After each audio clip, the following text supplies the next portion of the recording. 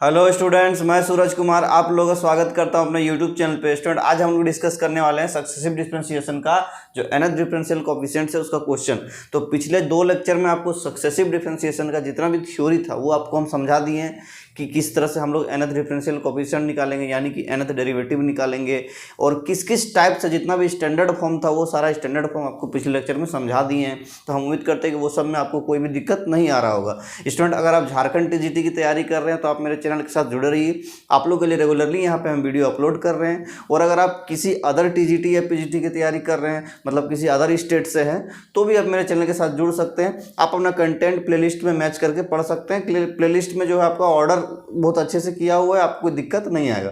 तो चलिए स्टूडेंट, हम लोग यहाँ पे शुरू करते हैं। तो आज हम लोग सिर्फ क्वेश्चंस को डिस्कस करेंगे। जो भी 2 लेक्चर में पढ़े उसका जो भी क्वेश्चन बन पाएगा वो क्वेश्चंस को डिस्कस करते हैं, और हर एक स्टैंडर्ड फॉर्म से जो भी क्वेश्चन बन पाएगा वो सारा क्वेश्चंस को देख लेते हैं। ठीक है स्टूडेंट, तो चलिए। और प्रोबेबली आपसे एग्जाम में इसी टाइप का क्वेश्चन पूछा जाता है। अभी तक तो यही ट्रेंड रहा है पूछने का, और जो भी ट्रेंड आगे हो सकता है वो सब भी आपको हम डिस्कस कर देंगे। ठीक है, तो जो नहीं आया है वो भी आपको, जो आगे आने वाला वो सब भी डिस्कस कर देंगे, जो आ चुका है वो सब भी डिस्कस कर देंगे। तो आपका कहीं भी दिक्कत नहीं आएगा, है ना स्टूडेंट। तो चलिए, पहला जो क्वेश्चन यहाँ पे लिखा हुआ है कि the nth differential coefficient of 1/x + a।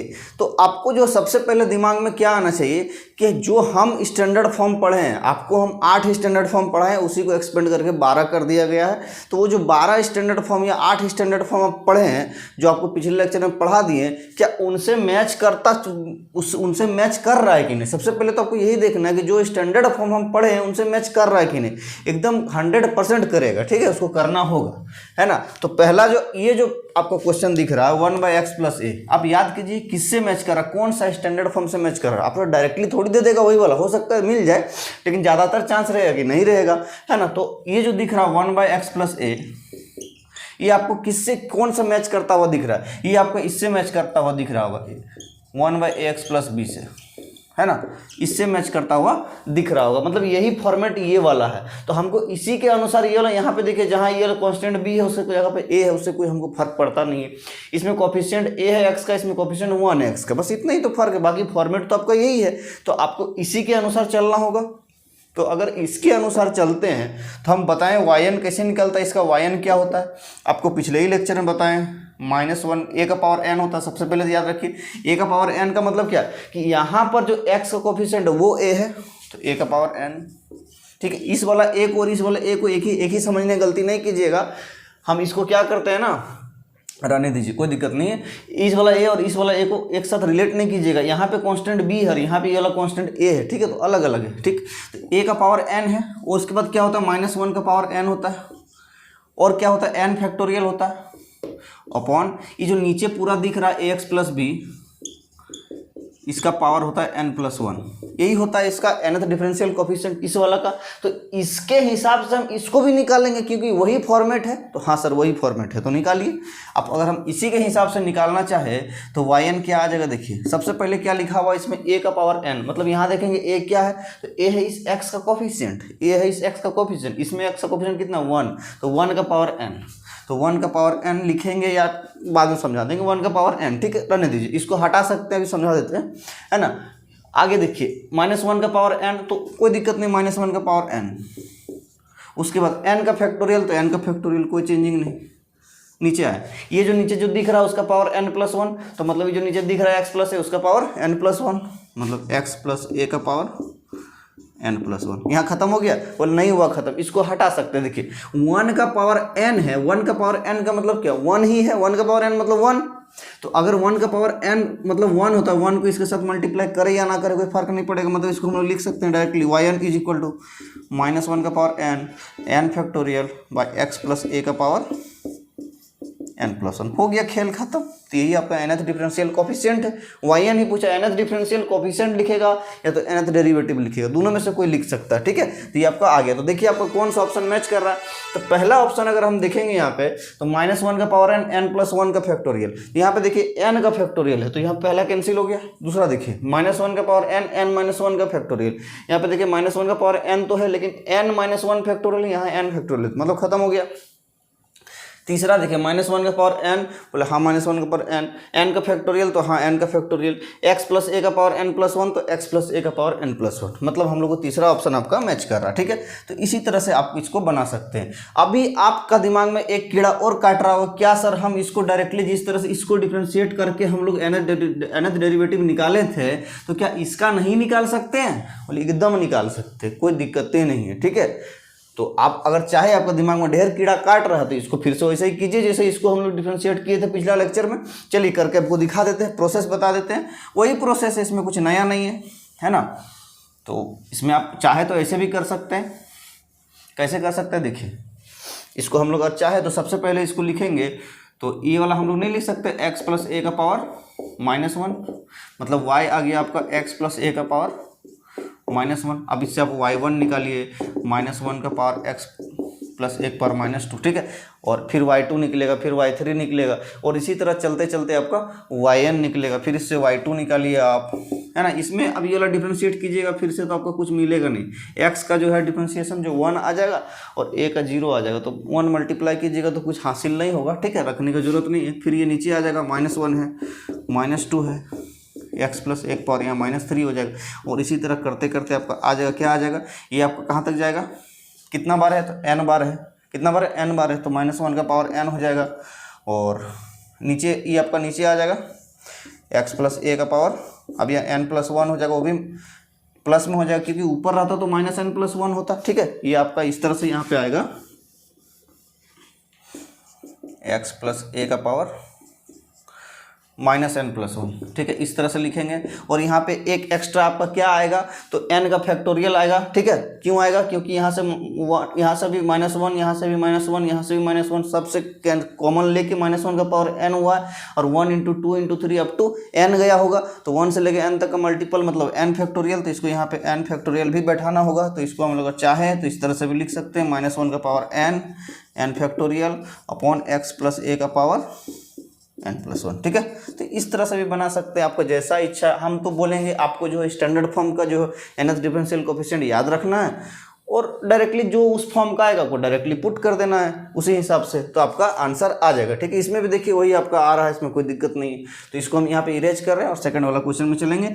और आपकी जो है आप लोग इस तरह से नहीं बनाएंगे क्योंकि इसमें टाइम ज़्यादा खर्च होता है, आपका कोई फायदा नहीं। आपको जो स्टैंडर्ड फॉर्म याद रखना है। हाँ, अगर ऐसा हो गया कि स्टैंडर्ड फॉर्म मिले ही ना, ऐसे तो 100 का 110% चांस है कि स्टैंडर्ड फॉर्म ही मिलेगा, लेकिन कभी ऐसे एग्जाम जो क्वेश्चन सेट करता है उसका दिमाग अगर घूमा तो हो सकता है कि ना दे स्टैंडर्ड फॉर्म, तो फिर आपको करके देखना पड़ेगा। ठीक है, ज़्यादातर चांस यही रहता है, अभी तक में यही हुआ है कि स्टैंडर्ड फॉर्म से उसी से टाइप बना हुआ क्वेश्चन मिले, है ना। चलिए, ये पहला हो गया आपका।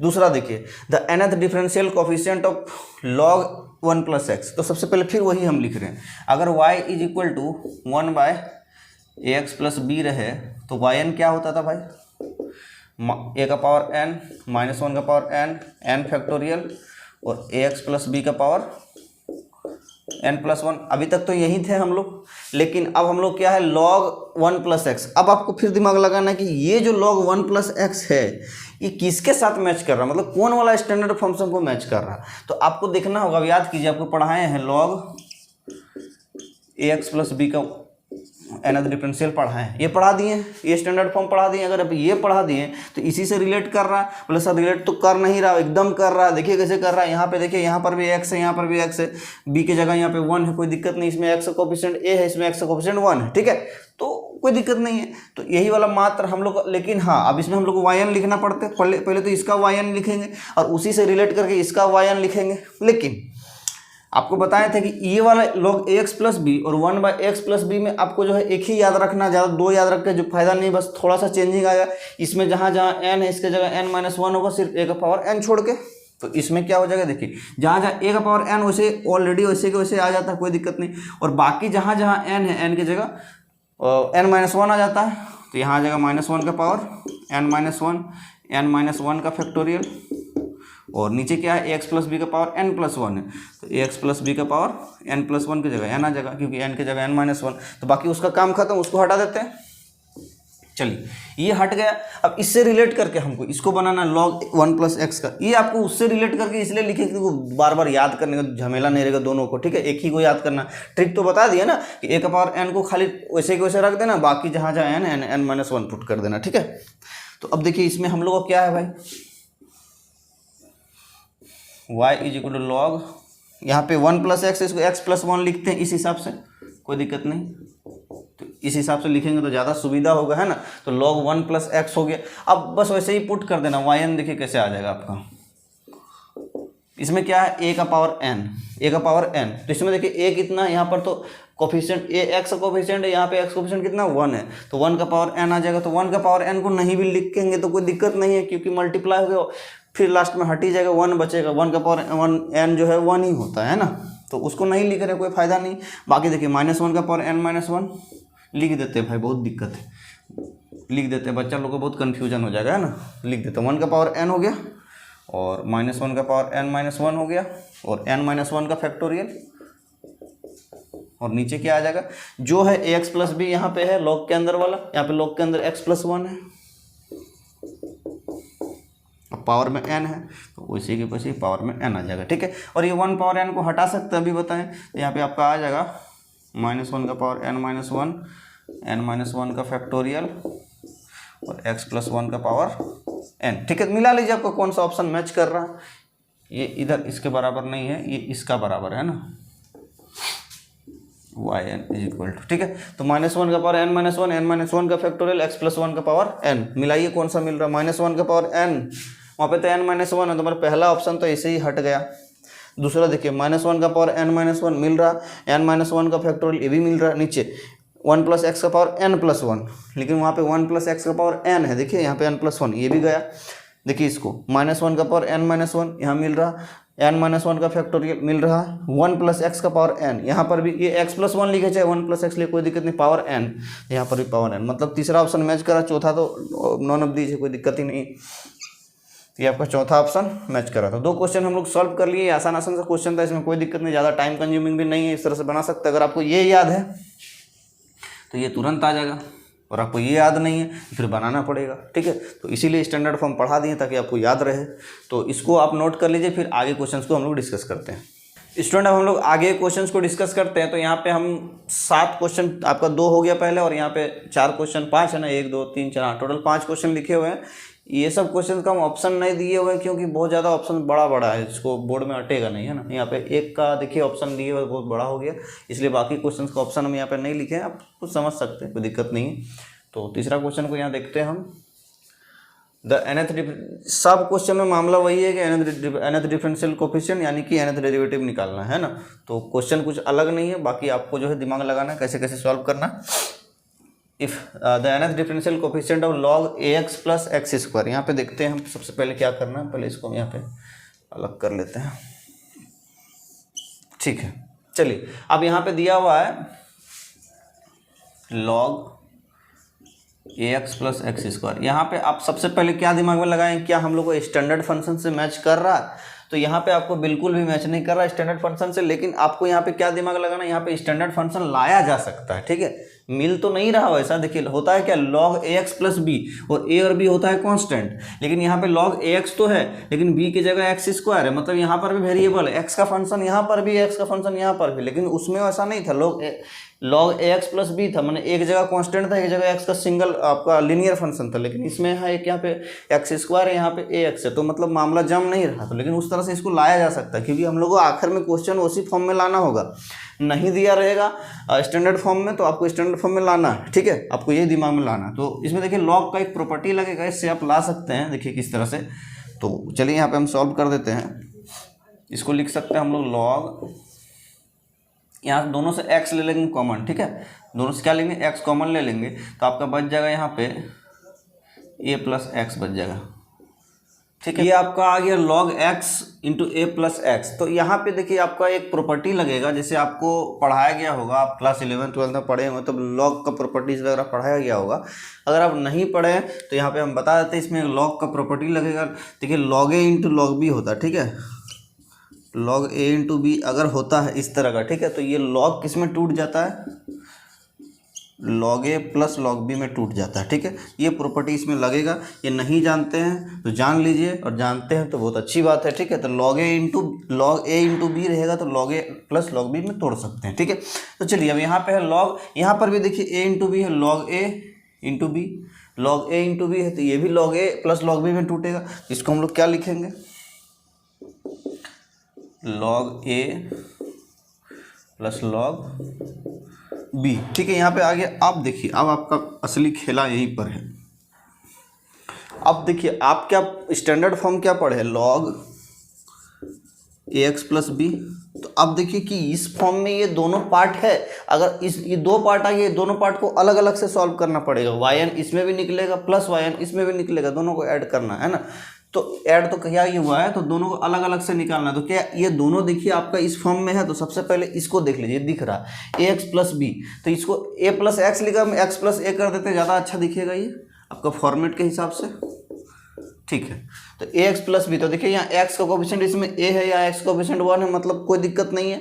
यहाँ पर भी एक कांस्टेंट b है, यहाँ पर भी यहाँ कांस्टेंट a है, मतलब ये इसी फॉर्मेट का है, कोई दिक्कत नहीं है। चलिए इस वाला को देखिए log x को, तो log x को देखेंगे तो यहाँ पे लिख सकते हैं log x प्लस 0, इसको लिख सकते हैं log x प्लस 0, कोई दिक्कत नहीं, इस तरह से x प्लस 0 लिख सकते हैं। तो अब देखिए ये वाला ये चीज़ है, तो ये फॉर्मेट में है कि नहीं, इसका कोफिशिएंट यहाँ पे कोई कांस्टेंट, यहाँ पर भी x का कोफिशिएंट 1 है, कांस्टेंट है, कोई दिक्कत नहीं। यहाँ पर भी कांस्टेंट है, यहाँ पर भी कांस्टेंट है, कोई प्रॉब्लम नहीं। मतलब दोनों का दोनों सेम फॉर्मेट में, तो दोनों का दोनों अगर सेम फॉर्मेट में है, मैंने स्टैंडर्ड फॉर्म में है, तो हमको क्या करना है, इसका yn पता है, तो इसका ये अगर y है तो इसका yn कितना होता है, a का पावर n होता है, -1 का पावर n माइनस 1 और n माइनस 1 का factorial upon ax plus b का पावर n होता है। यही इसका nth डेरिवेटिव होता है log ax प्लस बी का। तो इसी के हिसाब से यहाँ पर भी निकालना पड़ेगा, तो निकाल दीजिए। तो यहाँ पे अभी तक क्या था, ये y था, ये तो आपका y था। अब हम लोग क्या चाहिए, yn चाहिए। तो इसका अलग निकलेगा, इसका अलग निकलेगा, दो पार्ट है। ठीक है, पहले इसी का निकाल लेते हैं। तो चलिए देखिए, पहला कितना, a का पावर n, a क्या है यहाँ पे कांस्टेंट, x का कोफिशिएंट है, तो x का कोफिशिएंट यहाँ पर कितना 1 है, 1 का पावर n, 1 का पावर n। ठीक है, चलिए आगे देखिए, -1 का पावर n माइनस 1, वैसे ही उतरेगा, कोई प्रॉब्लम नहीं। आगे देखिए n माइनस 1 का फैक्टोरियल एज इट इज, कोई प्रॉब्लम नहीं। नीचे कितना है, ax प्लस बी का पावर n, तो ax प्लस बी का पावर n मतलब ax प्लस बी क्या, ये वाला पार्ट है लॉग के अंदर वाला। तो लॉग के अंदर में यहाँ पे क्या पार्ट है देखिए, तो लॉग के अंदर में x है, तो x का पावर में n चल जाएगा। तो ये आपका इस वाला पार्ट का पार्ट खत्म, कहानी खत्म। तो अगला वाला देखिए प्लस, ये वाला log x प्लस a, यहीं पे जाएगा a का पावर n। तो a क्या है यहाँ पे, x का कोफिशिएंट है, तो यहाँ पे x का कोफिशिएंट देखिए कितना 1 है, तो 1 का पावर n आ जाएगा। ठीक है, -1 का पावर n माइनस 1 और n माइनस 1 का फैक्टोरियल, और नीचे क्या आ जाएगा, ax प्लस बी का पावर n। तो ax प्लस बी नहीं, यहाँ पे लॉग के अंदर x प्लस बी है, यहाँ पे लॉग के अंदर x प्लस a है, x प्लस a का पावर n। बाकी इसका अब काम नहीं, इसको हटा देते हैं। चलिए इसको यहाँ से हम हटा देते हैं।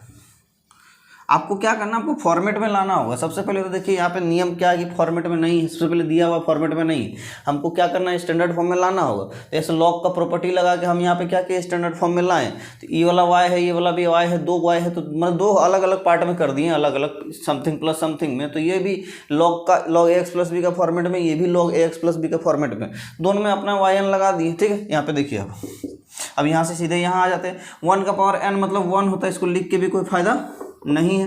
1 का पावर n है, इसको लिख के कोई फायदा नहीं, मल्टीप्लाई हो गया, कोई फर्क नहीं पड़ेगा। अब इस वाला पार्ट से इस वाला पार्ट से देखिए, -1 का पावर n माइनस 1 और n माइनस 1 फैक्टोरियल पूरा कॉमन आ जा रहा है, तो ले लीजिए कॉमन। तो -1 का पावर n माइनस 1 और n माइनस 1 का फैक्टोरियल कॉमन आ गया। ठीक है, और बच क्या जाएगा, यहाँ पे बचेगा 1/x का पावर n, और यहाँ पे क्या बच रहा है, x प्लस a का पावर n, मतलब 1/x प्लस a का पावर n, यही बच गया। इधर से कंफ्यूज हो रहे होंगे आप, तो हम क्या करते हैं ना, इसको अलग से लिख देते हैं यहाँ पे, ताकि कंफ्यूजन ना हो। इधर मिल जा रहा है, सबसे छोटा पड़ गया। यहाँ पे देखिए हम लिख रहे हैं -1 का पावर n माइनस 1 और n माइनस 1 का फैक्टोरियल, ये आपका कॉमन आ जाएगा, बचेगा 1/x का power n plus 1/x plus a का पावर n। ठीक है, हो गया। अब तो मिला लीजिए आपका कौन सा मैच कर रहा है yn। तो सबसे पहले हम लोग देखेंगे -1 का पावर n, वहाँ पर भी है, कोई दिक्कत नहीं। n-1 का फैक्टोरियल वहाँ पर भी है, 1/x का पावर n वहाँ पर भी है, 1/x - a का पावर n, यहाँ पे x + a का पावर n है, मतलब यहाँ माइनस है, कैंसिल। सेकंड वाला देखिए, -1 का पावर n, n-1 का फैक्टोरियल मिल रहा है, 1/x + n + 1, x/n + 1 है, x का पावर n + 1 है, यहाँ पे x का पावर n है, मतलब ये भी कैंसिल। तीसरा देखते हैं, -1 का पावर n है, n + 1 का फैक्टोरियल, यहाँ n-1 का फैक्टोरियल, ये भी कैंसिल। चौथा देखिए, -1 का पावर n है तो हाँ है, n-1 का फैक्टोरियल हाँ है, 1/x का पावर n हाँ है, 1/x + a का पावर n हाँ है, मतलब ये मिल रहा है आपका चौथा ऑप्शन। तो डी ऑप्शन आपका मैच कर रहा है, इसमें कोई दिक्कत नहीं है स्टूडेंट। तो इसी तरह से हम लोग जो है ज़्यादातर केस में है कि स्टैंडर्ड फॉर्म में देगा, ठीक है, ज़्यादा आपको तंग नहीं करेगा, लेकिन कभी कभी करता है कि यार नहीं दिया हुआ रहेगा तो आपको तोड़ के उस तरह में लाना पड़ेगा। इसको नोट कर लीजिए, फिर आगे हम लोग डिस्कस करते हैं। स्टूडेंट अब हम लोग अगला क्वेश्चन को देखते हैं। यहाँ पे इसको हम इरेज कर दिए, वहाँ पे जगह झूठ मूठ का ले रहा था। तो अब if y = cos³ then yn = what, मतलब वही nth डिफरेंशियल कोएफिशिएंट yn निकालने बोला है। तो यहाँ पे देखिए दिया हुआ है y का वैल्यू कितना दिया हुआ है, cos³, ठीक है। तो अब यहाँ पे आपका दिमाग में कीड़ा फिर काट रहा होगा कि सर स्टैंडर्ड फॉर्म में तो दिख ही नहीं रहा है, आप पढ़ाएं cos ax + b, e का power ax cos ax + b, ये सब पढ़ाए हैं, cos³ का कहाँ पढ़ाए हैं आप? तो अब अगर हम नहीं दिया है तो आपको उस स्टैंडर्ड फॉर्म में लाना पड़ेगा, लाना है तो आपको लाना पड़ेगा। तो लाने के लिए क्या करना होगा आपको, यहाँ पे ट्रिग्नोमेट्रिक फार्मूला लगेगा, ठीक है। देखिए एक ट्रिग्नोमेट्रिक फार्मूला आप यहाँ पे पढ़ चुके होंगे, तो क्या पढ़े होंगे देखिए बता देते हैं आपको। cos 3x का फॉर्मूला होता है 4 cos³ - 3 cos x, ठीक है। ये आपको पढ़ चुके होंगे क्लास 12th, है ना, 11th में, क्लास 11th में आप पढ़ चुके होंगे। cos 3x = 4 cos³ - 3 cos x, और एक sin 3x का भी फॉर्मूला होता है जिसको यहाँ पे जरूरत नहीं है, यहाँ पे sin cos³ का जरूरत है, ठीक है। तो यहाँ पे आपका cos 3x = 4 cos³ - 3 cos x है, लेकिन हमको cos³ चाहिए, तो cos³ निकाल लेते हैं यहाँ से। तो आपका क्या आ जाएगा देखिए, cos 3x + 3 cos x / 4 = आ जाएगा cos³, मतलब cos³ का वैल्यू कितना आ गया, cos 3x + 3 cos x / 4, ठीक है, कोई दिक्कत नहीं। तो ये 4 को हम लोग इससे पूरे से हम बाहर कर सकते हैं, कोई प्रॉब्लम है आपको? यहाँ पे हम 1/4 लिख सकते हैं इस तरह से, बोले हाँ लिख सकते हैं। तो अब देखिए ये वाला पार्ट जो दिख रहा है cos 3x, और ये वाला पार्ट दिख रहा है जो 3 cos x, ये आपका उस फॉर्मेट में दिखेगा। आपको क्या फॉर्मेट पढ़ाएं याद कीजिए, आपको पढ़ाएं y = cos ax + b, यही पढ़ाए हुए हैं। और इसका nth डिफरेंशियल कोएफिशिएंट कितना होता है, an cos ax + b + n π/2, यही पढ़ाए हुए हैं।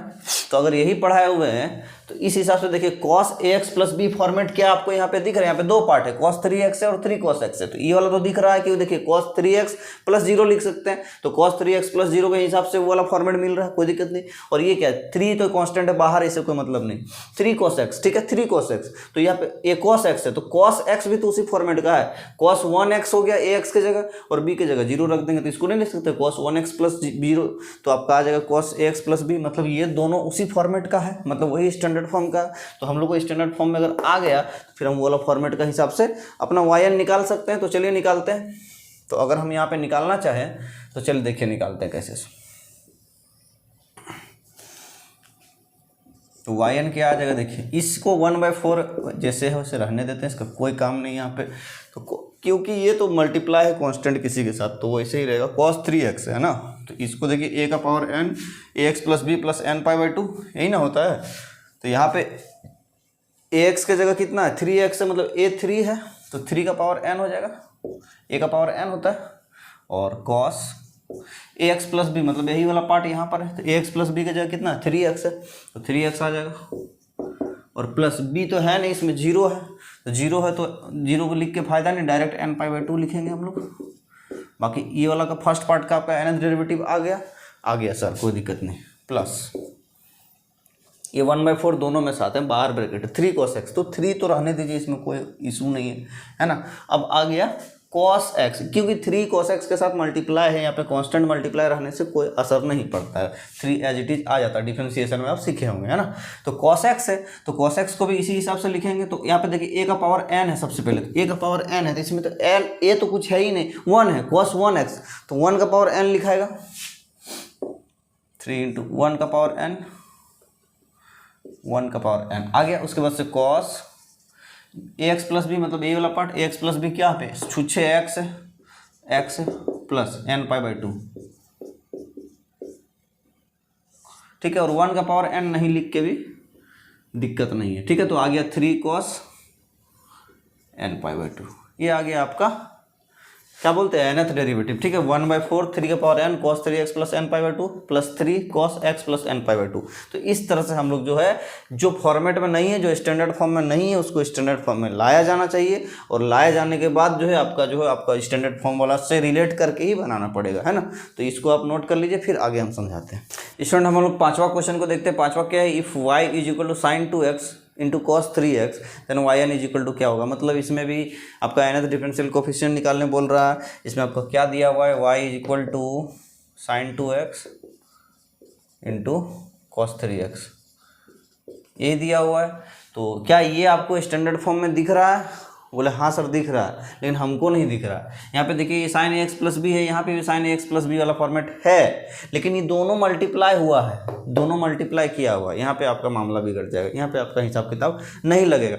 अगर प्लस रहता बीच में तो आप तो अलग अलग से सॉल्व करके, जैसा कि अभी 2 क्वेश्चन पिछले सॉल्व किए, कर सकते हैं, लेकिन ऐसे मल्टीप्लाई किया हुआ है तो नहीं कर सकते। आपको क्या करना होगा, आपको ये स्टैंडर्ड फॉर्म में लाना पड़ेगा। तो लाने के लिए क्या करेंगे, हमको अगर डिवाइड रहेगा मल्टीप्लाई रहेगा तो नहीं कर सकते, माइनस या प्लस रहेगा तो फिर आप अलग अलग से कर सकते हैं, कोई इशू नहीं है। इसको लाने के लिए क्या करना होगा, आपको एक फॉर्मूला लगाना पड़ेगा। आप क्लास 11 में ट्रांसफॉर्मेशन फॉर्मूला पढ़े हैं ट्रिगोमेट्री का? बोले हाँ सर पढ़े हैं। तो नहीं पढ़े हैं तो देख लीजिए, अब पढ़े हैं तो अच्छी बात है, ठीक है। तो यहाँ पे हम लोग क्या करेंगे, स्टैंडर्ड फॉर्मूला लाने के लिए फॉर्मूला लगाएंगे। अभी बोलेंगे सर आपको हमको कैसे मालूम चलेगा कौन सा फॉर्मूला कहाँ लगाना है? तो दिखता है, ठीक है। देखिए इसमें ट्रांसफॉर्मेशन फार्मूला लगेगा तो आपका अलग अलग से टूट जाएगा, ये दिख रहा है। आप क्लास 11th में ये चीज़ पढ़ चुके होंगे ट्रिग्नोमेट्री में। पिछले ही 2 क्वेश्चन जो लॉग वाला था उसमें भी दिख रहा था कि लॉग ए प्लस लॉग बी में टूटेगा। वो तो क्वेश्चन देख के ही पता चल जाता है। बोले सर हमको नहीं पता चलता देख के, तो फिर आपको प्रैक्टिस से आ जाएगा कमांड, थोड़ा बहुत प्रैक्टिस कर लीजिएगा, आपका कमांड आ जाएगा, है ना, उसमें कोई इशू नहीं। चलिए यहाँ पे हम कर देते हैं।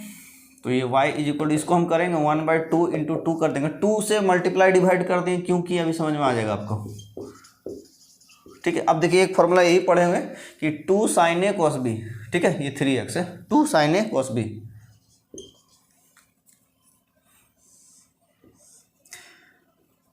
2 साइन ए कॉस बी, अगर 2 साइन ए कॉस बी रहता है तो ये किस में टूटता है? ये टूटता है, देखिए 1/2 को रहने दीजिए, ये टूट जाता है साइन ए प्लस बी और प्लस साइन ए माइनस बी, आपका आ जाएगा 2x माइनस 3x। ये आपका ए का काम कर रहा है, ये आपका बी का काम कर रहा है, ठीक है। तो ये आपका ट्रांसफॉर्मेशन फॉर्मूला ही पढ़े होंगे, ठीक है। 1/2 ऐसे ही के वैसे आ गया एज इट इज। और 2 साइन ए कॉस बी का होता है साइन ए प्लस बी प्लस साइन ए माइनस बी, इसी में टूटता है। तो अगर टूटता है तो तोड़ दिए, तो ये आपका बन जाएगा y is equal to 1/2 sine a 3x और 2x 5x होगा, साइन 5x और प्लस साइन 2x में 3x घटा देंगे, 2x में 3x तो माइनस x बचेगा, मतलब साइन माइनस x आ जाएगा, साइन माइनस x आ जाएगा। और साइन माइनस थीटा क्या होता है? माइनस साइन थीटा होता है। बोले सर कैसे होता है? इसको यहाँ से देख सकते हैं आप, ये फर्स्ट क्वाड्रेंट, ये सेकंड क्वाड्रेंट, ये थर्ड क्वाड्रेंट, ये फोर्थ क्वाड्रेंट। तो इसमें सब पॉजिटिव होता है, जितना 6 ट्रिग्नोमेट्रिक रेशियो, इसमें साइन और कॉसेक पॉजिटिव होता है, इसमें सेक और टेन और कॉट होता है ना, टेन और कॉट पॉजिटिव होता है, और उसमें कॉस और सेक पॉजिटिव होता है। बाकी जितना नहीं लिखे हुए नेगेटिव आएगा, है ना। तो यहाँ पे देखिए साइन माइनस एक्स, तो साइन माइनस एक्स इधर नीचे पीछे जाएगा, तो साइन माइनस एक्स मतलब फोर्थ क्वाड्रेंट, और फोर्थ क्वाड्रेंट में साइन नेगेटिव होता है, खाली कॉस और सेक पॉजिटिव होता है, नेगेटिव होता है। मतलब साइन माइनस थीटा कितना होता है? माइनस साइन थीटा होता है, कि नेगेटिव आ जाएगा, तो ये माइनस साइन थीटा का रूप ले लेगा, ठीक है। तो ये माइनस साइन एक्स हो गया, ठीक, कोई दिक्कत नहीं। अब हम लोग क्या करेंगे, अब हम लोग आगे बढ़ते हैं। अब यहाँ पे आपको सूझ रहा होगा, क्या सूझ रहा होगा कि आपका स्टैंडर्ड फॉर्म में आ गया है। देखिए साइन 5x और sine x, sine ax plus B, यहाँ भी sine x plus B format आ गया। आपको पढ़ा चुके हैं हम क्या कि अगर y is equal to sine a x plus B format है स्टैंडर्ड फॉर्म, तो वाई एन क्या आता है भाई, ए का power n sine a x plus b plus n pi by 2। ये तो पढ़ा चुके हैं, बस यही फॉर्मेट लगाना है। देखिए इसमें भी है और इसमें भी है, तो 1/2 बाहर है, उसको रहने दीजिए, उसका तो कोई सीन ही नहीं है हमको। तो वाई एन जो है लिखते हैं 1/2 बाहर है, रहने दीजिए। साइन 5x, तो क्या लिखना, ए का पावर एन है सबसे पहले, तो ए माने एक्स का कोफिशिएंट, यहाँ पे एक्स का कोफिशिएंट कितना है 5 है, तो 5 का पावर एन। उसके बाद और तो कुछ नहीं है, हाँ साइन, और ये अंदर वाला मटेरियल तो अंदर ए एक्स प्लस बी है, यहाँ पे देखिए अंदर वाला कितना 5x है, तो 5x है और प्लस एन पाई बाई 2 आ जाएगा, और कुछ नहीं है। और बीच में क्या है -1, तो माइनस रहने दीजिए।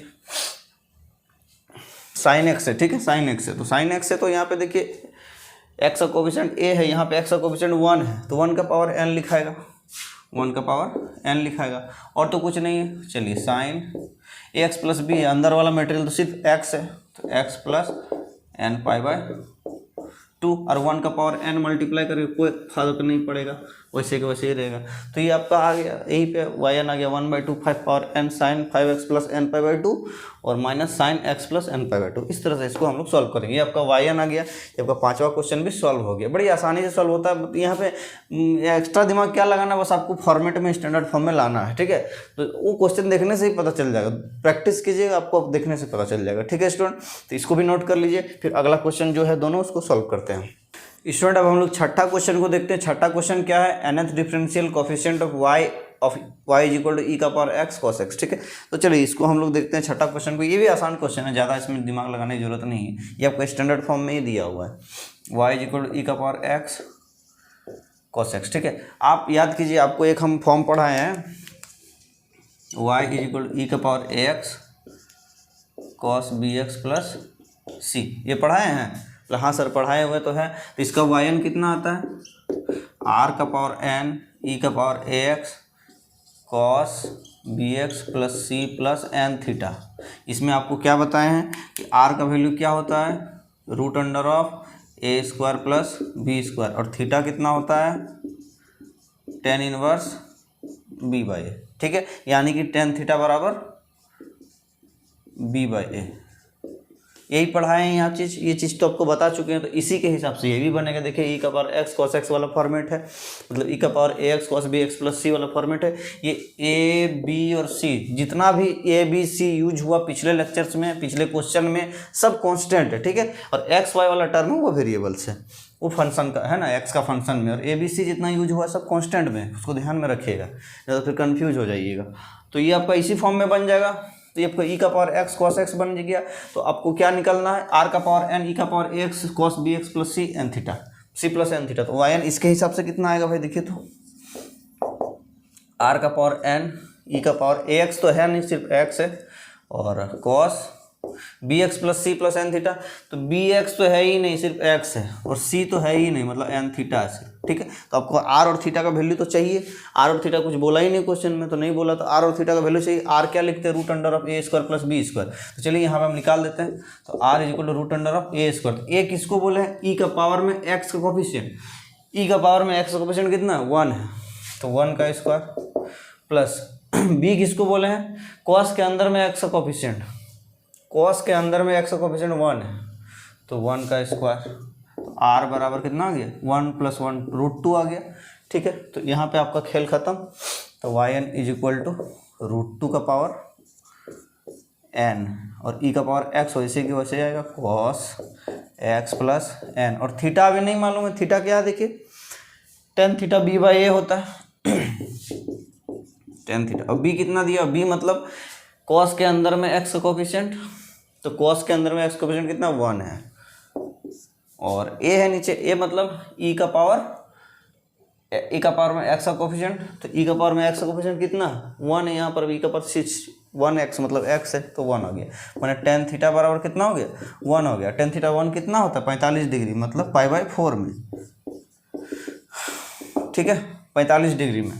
तो यहाँ पे n थीटा की जगह क्या लिखेंगे, n π/4 लिखेंगे। ये आपका हो गया क्वेश्चन सॉल्व। इसी तरह से आप क्वेश्चन को सॉल्व करेंगे। ये आपका वाई एन आ गया। आप यहाँ पे √2 को चाहे तो 2 का पावर 1/2 भी लिख सकते हैं। इस तरह से देखिए, इसको एग्जाम में इस तरह ही लिखा जाएगा जिस तरह आप लिख रहे हैं लास्ट में, y n is equal e to का पावर 1/2 हो जाएगा, और पावर में एन है मतलब टोटल n/2 हो जाएगा, और ई का power x cos x plus n π/4। ठीक है, ये आपका वाई एन हो गया। इस तरह से आपको सॉल्व करना है। ठीक है स्टूडेंट, तो ये आपका रहा आज का जो भी मुद्दा था, आपको सॉल्व कर दिए, हर एक टाइप का लगभग आपको सब बता दिए। बाकी रहा आपका प्रैक्टिस का, जितना भी प्रैक्टिस कर सकते हैं वो आपका ऊपर है, जितना प्रैक्टिस कीजिए उतना कमांड बनेगा। ठीक है, ये जो 7वां क्वेश्चन दिख रहा है वो भी इसी टाइप का है, ई का power x sin square x, लेकिन यहाँ पे इस फॉर्मेट का नहीं है। देखिए ये वाला फॉर्मेट जो है एक और भी बताए हैं, y is equal to E का power ax sin bx plus c। ठीक है, ये इसमें टूटेगा, ये आपका स्टैंडर्ड फॉर्म में नहीं है। आपका साइन का यहाँ पे स्क्वायर नहीं होता, सिर्फ साइन एक्स होता है, मतलब साइन बी एक्स प्लस सी लीनियर टर्म होता है। यहाँ पे देखिए स्क्वायर टर्म में दिया हुआ, आपको ये लीनियर टर्म में तोड़ना पड़ेगा, साइन स्क्वायर एक्स का फॉर्मूला लगाना पड़ेगा, वो कॉस के टाइप में टूट जाएगा या साइन के टाइप में टूट जाएगा, वो आपको देखना है, वो आपको बनाना है। और ये वाला जो है क्वेश्चन नंबर 7 को आपको सॉल्व करके आपको जो है कमेंट बॉक्स में आंसर देना है। ठीक है, तो ये आपका 6 क्वेश्चन बताएं, 7वां क्वेश्चन खुद बनाइएगा और कमेंट बॉक्स में आंसर जरूर दीजिएगा स्टूडेंट। तो हम उम्मीद करते हैं कि आपको जो ये लेक्चर बहुत ही पसंद आया होगा, क्योंकि लगभग सब बताने की कोशिश की है आपको, और जो भी दिक्कत आएगा कमेंट बॉक्स में ज़रूर डालिएगा। तो वीडियो अच्छा लगा तो लाइक ज़रूर कीजिए, और आज के लिए इतना ही, थैंक यू।